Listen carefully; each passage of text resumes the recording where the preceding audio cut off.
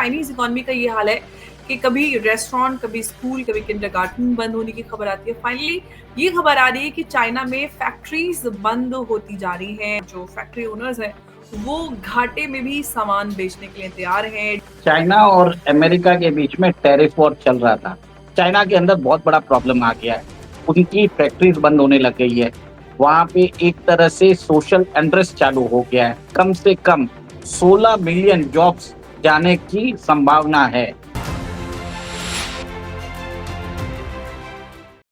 जय हिंद, नमस्कार। मैं अंबर जैदी स्वागत करती हूँ आप सबका एक बार फिर से हमारे आज के कार्यक्रम में। बात करेंगे आज चाइना की इकॉनमी को लेकर बड़े सारे सवाल और कई सारी खबरें बड़ी मुश्किल से बाहर आती हैं, क्योंकि चाइना से कोई भी खबर, ऑथेंटिक खबर बड़ी मुश्किल से बाहर निकल कर आती है, क्योंकि चाइना में पूरी तरह से खबरों को और हर चीज़ को कंट्रोल किया जाता है कि कौन सी इन्फॉर्मेशन बाहर निकलेगी। लेकिन चाइनीज़ इकॉनमी का ये हाल है कि कभी रेस्टोरेंट, कभी स्कूल, कभी किंडरगार्टन बंद होने की खबर आती है। फाइनली ये खबर आ रही है कि चाइना में फैक्ट्रीज बंद होती जा रही हैं। सोशल अनरेस्ट चाइना में होता नजर आ रहा है और हालात बहुत ज़्यादा खराब हो रहे हैं, क्योंकि जिस तरह से अमेरिका और चीन के बीच में टैरिफ वॉर चल रहा है, उसका असर जो चाइना है उसकी फैक्ट्रीज पर नजर आ रहा है। और जो फैक्ट्री ओनर्स हैं, वो घाटे में भी सामान बेचने के लिए तैयार हैं। डायरेक्ट जो ब्रांड्स के लिए प्रोडक्ट्स बनाते थे, वो डायरेक्ट सेल कर रहे हैं, जिसका असर शायद ब्रांड्स पे भी नजर आएगा। तो कई सारे ऐसे सवाल हैं जिस पर हम बात करेंगे, और बात करने के लिए हमारे साथ मौजूद हैं उमेश अग्रवाल जी। उमेश जी, बहुत बहुत स्वागत है आपका। जय हिंद, नमस्कार। जय सिया राम अंबर जी। जय सियाराम। उमेश जी, चाइना से ये सोशल अनरेस्ट की खबर आ रही है, किस तरह से देख रहे हैं? फैक्ट्रीज बंद हो रही हैं, फैक्ट्री ओनर्स प्रोडक्ट जो अच्छे महंगे ब्रांड वाले प्रीमियम प्रोडक्ट्स हैं, उनको सस्ते और इनफैक्ट कहना चाहिए घाटे में भी बेच रहे हैं। किस तरह से देखा जाए इस खबर को? क्या नतीजा नजर आएगा? देखिए, चाइना और अमेरिका के बीच में टैरिफ वॉर चल रहा था। आपको याद है कि पहले अमेरिका ने 20% लगाया, फिर बाद में इन लोगों ने बढ़ा के अब चाइना पे टैरिफ है 245% जो अमेरिका ने लगाया, और चाइना ने 125% का टैरिफ लगाया। अब ये वॉर रुक चुका है। अब बात हो रही है, इनके अंदर रिकंसिलिएशन हो रहा है, और बाकी कंट्रीज के ऊपर सिर्फ 10% टैक्स है, और 90 डेज का ग्रेस पीरियड दिया है डोनाल्ड ट्रंप ने। आपको याद होगा कि आज चाइना के अंदर जो उनकी जो वेजेस है, जो पहले बताया जाता था $100 या $200 रहती थी 10-20 साल पहले। आज की डेट में उनका जो एवरेज जो कॉस्टिंग है, वो monthly costing for Chinese labour is $1,250, और वियतनाम में ये है $300, और भारत में है $250। अब टैरिफ बढ़ाने से चाइना के अंदर बहुत बड़ा प्रॉब्लम आ गया है। उनकी फैक्ट्रीज बंद होने लग गई है। वहाँ पे एक तरह से सोशल अनरेस्ट चालू हो गया है। गोल्डमैन सैक्स ने बताया है कि कम से कम 16 मिलियन जॉब्स जाने की संभावना है, और ये तो अभी शुरुआत है। आप ये देखिए कि अगर आप वेफर थिन मार्जिन से बनाओगे गुड्स, और एक तरह से चाइनीज़ आपको सब्सिडी देगी चाइनीज़ गवर्नमेंट, आप कितने दिन तक कर सकते हो? अब कंपनीज क्या है, अपनी प्रोडक्शन लाइन वो चाइना से निकाल के वो इंडिया लेके आ रही है।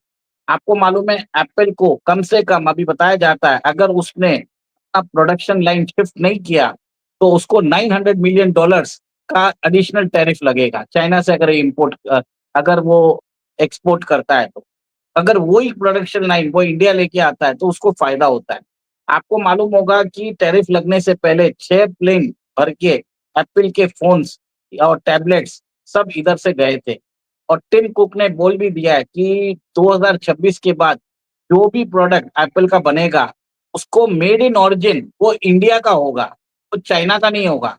एप्पल का जो फ़ोन होता है ना, उसके अंदर एक कॉम्प्लेक्स प्रोडक्शन लाइन होती है, उसके इक्विपमेंट्स कम से कम 10 कंट्रीज़ में बनते होंगे।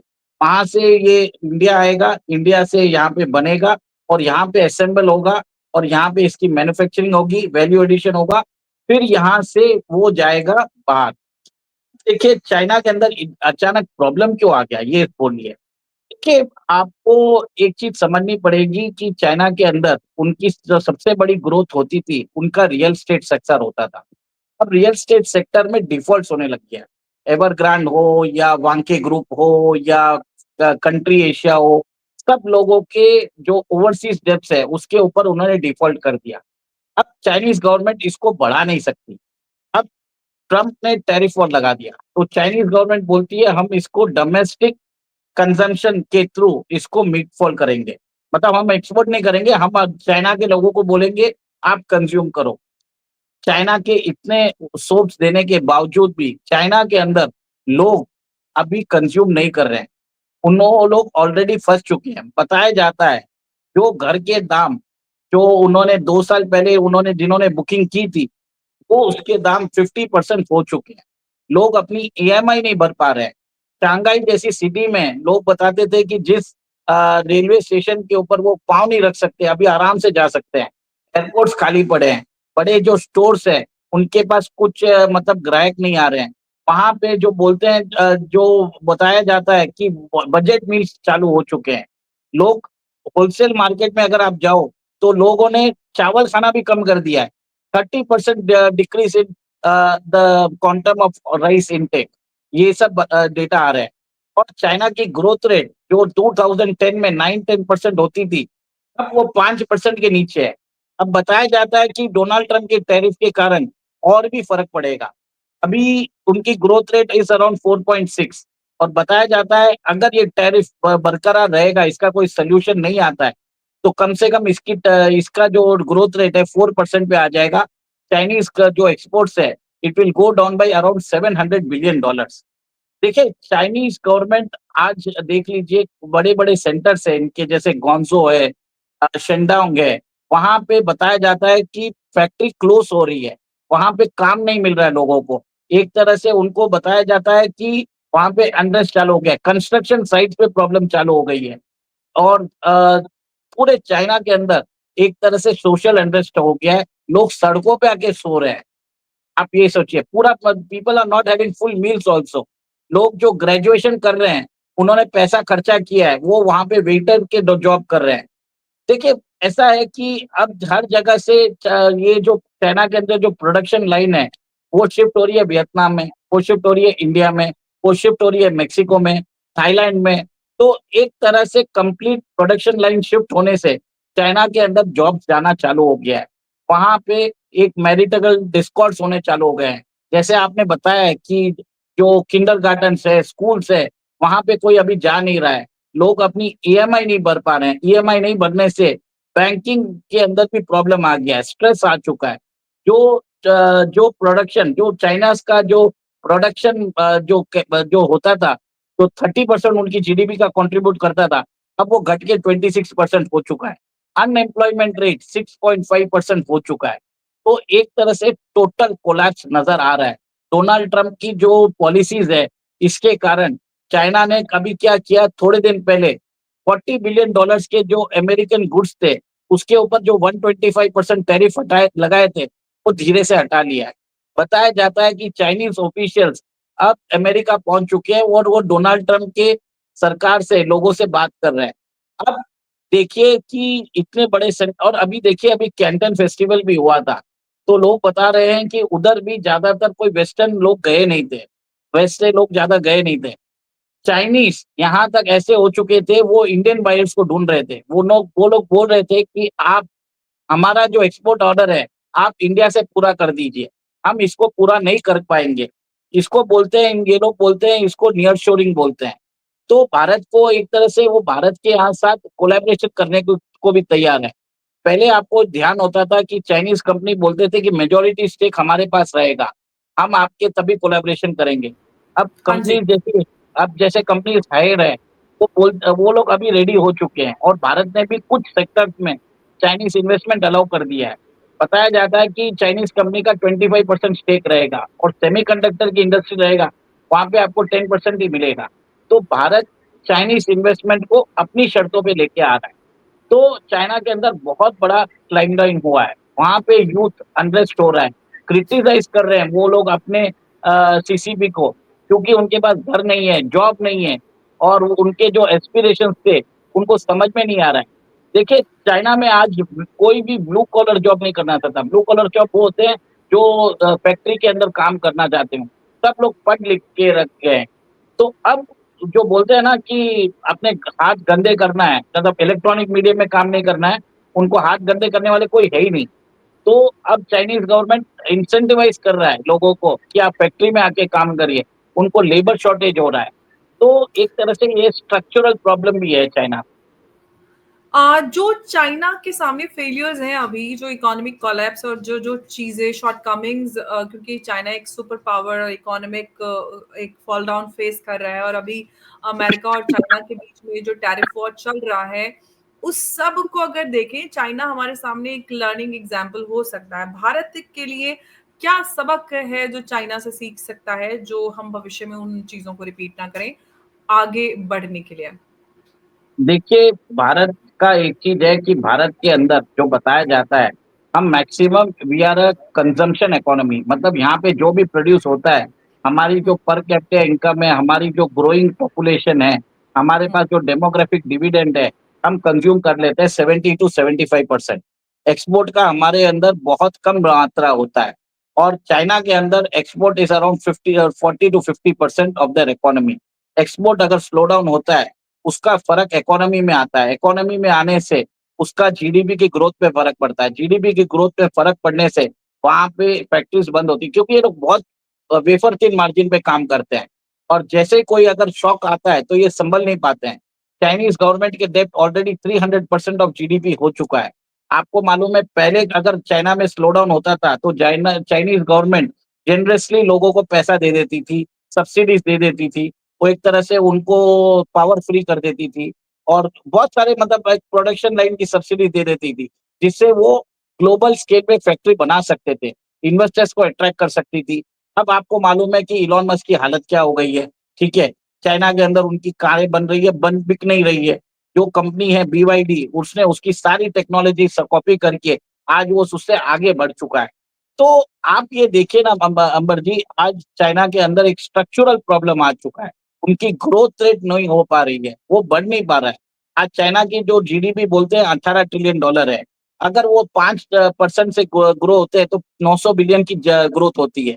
अब वो बता रहे हैं कि 4% की ग्रोथ होगी और जिसका मतलब $700 बिलियन का ग्रोथ होने वाला है। तो ये 200 बिलियन भी अगर कम हो रहा है, उसके कारण चाइना के अंदर एक बहुत बड़ा प्रॉब्लम आ गया। वहाँ पे ग्रोथ नहीं हो रही है, वहाँ पे एक मिडल इनकम ट्रैप में फँस चुके हैं। बड़ी-बड़ी जो कोस्टल सिटीज़ है, जैसे शांघाई है, ग्वांगडोंग है, ये लोग 40% ऑफ द चाइनीज़ इकोनॉमी है। वहाँ पे इसका असर बहुत ज़्यादा मिला है। वहाँ पे लोगों को अनएम्प्लॉयमेंट हो रहा है, वहाँ पे लोगों के पास घर नहीं है रहने के लिए, लोग फुटपाथ पे रह रहे हैं, लोग भूखे सो रहे हैं और एक तरह से चाइना के अंदर ओवरऑल कोलैप्स की तरफ जा रहा है। उनकी बैंकिंग सेक्टर आपको मालूम है 4000 बैंक्स है, कब कब उसके अंदर कोलैप्स आ जाए समझ में नहीं आता। रियलिटी सेक्टर ऑलरेडी कोलैप्स पे है। तो भारत ये ने एक तरह से भारत के यहाँ पे आपने देखा होगा कि आरबीआई है, वो टाइम-टाइम पे उन्होंने नोटिफ़िकेशन निकालते रहते हैं। भारत के अंदर रेरा है, भारत से सरकार ने कंट्रोल्स बना के रखे हैं। हमारी जो स्टॉक मार्केट है सेबी, वो भी कंट्रोल बना के रखते हैं। तो Bharat is a well regulated market. China में वैसा नहीं है। चाइना में क्या है लोकल गवर्नमेंट कोई भी डेब्ट ले सकता है, उनकी इकोनॉमी चलाने के लिए। फिर बाद में ये चाइना के अंदर सबसे बड़ा प्रॉब्लम ये है अनसिक्योर्ड कोलैटरल लोन्स जो लोकल गवर्नमेंट्स ने लिया है। ये बताया जाता है कि कम से कम उसका value around 10 to 12 trillion dollars है और ये डेब्ट कैसे चुकाएँगे किसी को नहीं मालूम और जो चाइनीज़ डेब्ट टू जीडीपी है, वो 303% है। भारत का डेब्ट टू जीडीपी है, इट इज़ अराउंड 80%। फ़र्क है दोनों के पैटर्न में। तो Bharat is a very well regulated धीरे-धीरे चलेगा पर वो कर्ज़ लेके ग्रोथ नहीं दिखाएगा। आगे जाके डिफ़ॉल्ट करके अपने लोगों को एक तरह से बीच में नहीं छोड़ेगा मझधार में। चाइना वो ही कर रहा है, उसने अपनी पॉपुलेशन को बीच मझधार में छोड़ दिया है। कोविड के टाइम पे उन्होंने इतने सैंक्शन्स लगाए थे, मतलब आपको ज़ीरो कोविड पॉलिसी याद होगी। किसी को एक को भी अगर कोविड का वायरस आ जाता तो पूरी लोकेलिटी को वो बंद कर देते थे। तो इसका मतलब क्या होता था चाइना के अंदर सप्लाई लाइन खत्म हो गई थी। वर्ल्ड उसके बाद उनको समझ में आया कि चाइना प्लस वन उनको एक एडिशनल सप्लाई चेन चाहिए। इसके लिए इन्वेस्टमेंट्स मेक्सिको गए, वियतनाम गया, इंडिया आ रहा है, थाईलैंड जा रहा है। तो ये सब कंट्रीज़ इसके लिए गेन कर रही है क्योंकि China is an over regulated market. जी, बिल्कुल। और पहलगाम को लेकर भी कई सारे एक्सपर्ट्स ये दावा करेंगे जो कुछ पहलगाम में हुआ है इसके पीछे चाइना ही है, और जो कुछ चल रहा था यूएस और चाइना के बीच उसके चलते ये सारा सब कुछ भारत की ओर ध्यान भटकाने के लिए हैं कि भारत की ओर ध्यान न जाए, जिस तरह से सभी कंपनीज़ भारत की ओर नज़रें लगाए बैठी थी और भारत इस पूरे चाइना और अमेरिका के बीच जो टैरिफ वॉर था, उसमें उभर कर आ रहा था। आप क्या देखते हैं कि ये जो हुआ है, इसका असर क्या भारतीय इकोनॉमी पे नज़र आएगा? क्या जो इन्वेस्टर्स हैं या जो कंपनीज़ भारत में आना चाहती हैं, वो अब नहीं आएँगे? देखिए, चाइना पहले क्या करता था, चाइना अगर खुद एक्सपोर्ट नहीं कर पाता था, तो वो कंबोडिया, लाओस और वियतनाम में अपने प्रोडक्शन सेंटर्स बना लेता था। अब अमेरिकन गवर्नमेंट ने उधर भी एक तरह से हाई टैरिफ लगा दिया। वियतनाम पे 46 लगा दिया, कंबोडिया और लाओस के ऊपर भी अराउंड 48 या 49% टैरिफ है। भारत के ऊपर 26 लगाया, तो आपको पर वो अभी अबेयंस में रखा हुआ है और बताया जाता है कि भारत के साथ फर्स्ट नेशन रहेगा भारत, जो अमेरिका के साथ फ्री ट्रेड एग्रीमेंट करने वाला है। ये बात डेविड वैंस ने भी बोली थी। अब चाइना को लगा कि जैसे एप्पल जा रहा है, नाइकी और एडिडास आ रहा है, एचपी जैसी कंपनी इधर आ रही है, गूगल अपना हाई एंड फ़ोन्स भारत में बना रहा है, सैमसंग अपना जो प्रोडक्शन लाइन है, वो वियतनाम से शिफ्ट करके इंडिया लेके आ रहा है। तो उसको समझ में आ गया कि कहीं न कहीं भारत की ग्रोथ रोकने की ज़रूरत है। भारत आज एक साउथ एशियन प्लेयर है।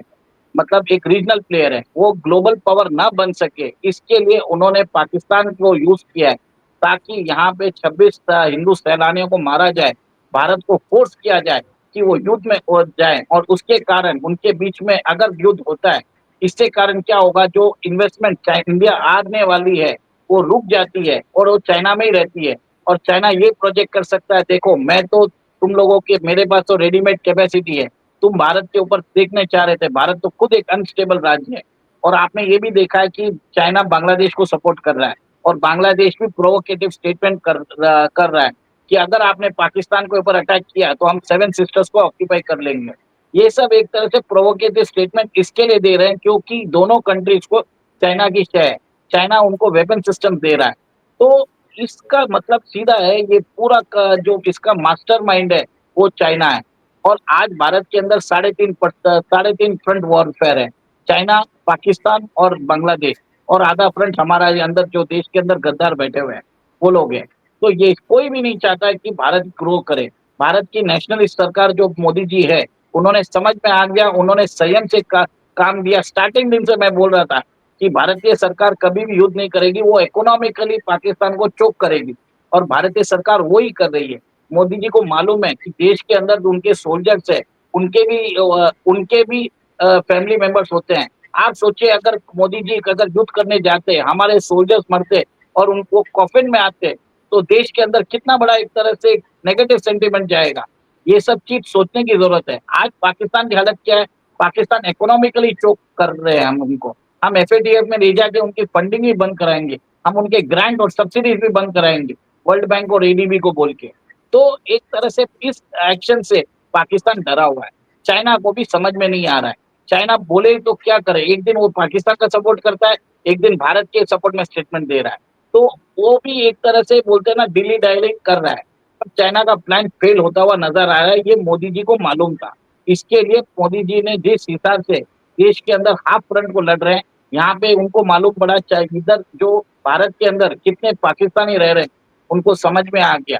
और एक तरह से उनको आइडेंटिफ़ाई किया जा रहा है, लोगों को अलर्ट किया जा रहा है, अवेयरनेस बढ़ाई जा रही है। लोग आज एक तरह से अगर आप समझ लीजिए सोशल मीडिया में कोई भी डिफेंस के रिलेटेड पोस्ट डालते हैं, इमीडिएटली मुझे भी मैं कमेंट्स आते हैं, "सर आप क्यों डाल रहे हो?" फिर मेरे को समझाना पड़ता है कि भाई साहब ये ऑलरेडी इंडियन गवर्नमेंट का सैंक्शन न्यूज़ है। तो मैं इससे खुश हो रहा हूँ कि हमारी देश की जनता एटलीस्ट अलर्ट है। चाइना को अभी समझ में आ गया है, लोगों को समझ में आ गया है कि चाइना भारत का सबसे बड़ा दुश्मन है। लोग अवेयर हो चुके हैं, लोग अलर्ट हो चुके हैं। अब लोग यहाँ देख रहे हैं कि कौन पाकिस्तान का सपोर्ट कर रहा है। पाकिस्तान के जितने भी टर्माइट्स हैं, जो यहाँ पे स्लीपर नेटवर्क्स है, उन सबको आइडेंटिफ़ाई कर चुके हैं। वो खुद एक्सपोज़ होते जा रहे हैं। जैसे भारतीय के तो आपने देख लिया है कि कई जगह पे हमने पाकिस्तानी फ्लैग लगाए, कुछ लोग आके उसको उठा के लेके जा रहे हैं। तो कहीं न कहीं उनके ऊपर भी कार्रवाई हो रही है। केंद्र सरकार, एनआईए सब एक तरह से इन पूरे जो नेटवर्क है, इसको एक तरह से डिसबैंड करने की कोशिश कर रही है। अंबर जी, आप ये देखिए ना कि आज चाइना के अंदर ऐसी हालत है, उनके यहाँ पे सोशल अनरेस्ट हो रहा है। वहाँ की कंपनीज बंद होती जा रही है, इंटरनल केओस होता जा रहा है, उनका बैंकिंग सिस्टम कोलैप्स है, रियलिटी कंपनीज कोलैप्स है, तो उनको समझ में नहीं आ रहा है। आज शी जिनपिंग को एक तरह से उसको, मेरा तो ये मानना है कि कल वो ताइवान पे भी युद्ध कर सकते हैं। लोगों को ये अपने देश के अंदर जब उनको लगेगा, उनके खिलाफ प्रोटेस्ट होगा, तो चाइना ताइवान के ऊपर भी हमला कर सकता है। ये एक डाइवर्शनरी टैक्टिक्स हो सकती है। बट आज ये देखिए कि भारतीय जनता बहुत एक तरह से सुलझी हुई जनता है, वो अपने प्राइम मिनिस्टर के ऊपर उनको विश्वास है और गवर्नमेंट के डायरेक्टिव्स को फॉलो कर रहे हैं। और जिस हिसाब से अगर आप कोई पाकिस्तानी चैनल पे अगर पाकिस्तानी जो यूट्यूबर्स है उनको बैन कर दिया है, डिजिटल स्ट्राइक कर दिया है, जैसे हमने चाइनीज जो टिकटॉक और जितने सारे ऐप्स है उसको बैन किया था गलवान के टाइम पे। तो आज सबको समझ में आ गया है भारत के पास इकोनॉमिक जो शक्ति है उसके कारण वो चाइना को भी मजा चखा सकता है, वो पाकिस्तान को भी मजा चखा सकता है।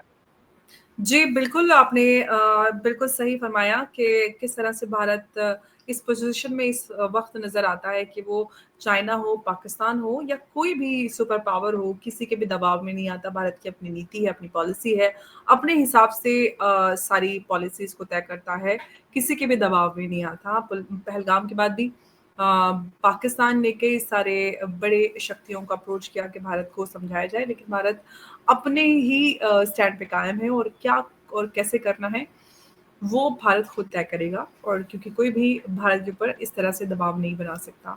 उमेश जी, बहुत-बहुत धन्यवाद आपका हमारे साथ आज की इस चर्चा में जुड़ने के लिए। नमस्कार, जय हिंद, जय भारत, वंदे मातरम। जय सिया राम अंबर जी। जय सिया राम।